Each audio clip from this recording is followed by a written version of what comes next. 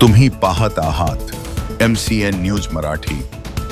तेल्हारा तालुक्यातील सातपुड्याच्या पायथ्याशी असलेल्या नरनाळा वनविभागांतर्गत येणाऱ्या इदलापूर परिसरात गेल्या आठवडाभरापासून बिबट्याचे दर्शन होत असून काल रात्री बिबट्याने 2 जनावरांना ठार केल्याने ग्रामस्थांमध्ये भीतीचे वातावरण निर्माण झाले आहे।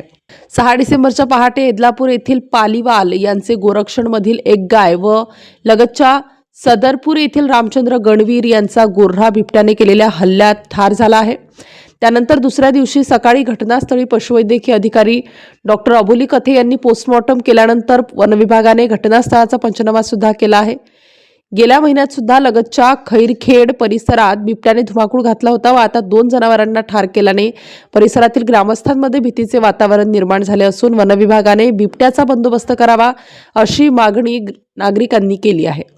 सध्या परिस्थितीत कापसाचा सीझन सुरू असल्याने मजूर वर्ग दिवसभर शेतातच असतो, परंतु आता बिबट्याच्या दहशतीने शेतात मजूर वर्ग जायला घाबरत असल्याने वनविभागाने या बिबट्याचा तात्काळ बंदोबस्त करण्याची मागणी नागरिकांकडून करण्यात येत आहे।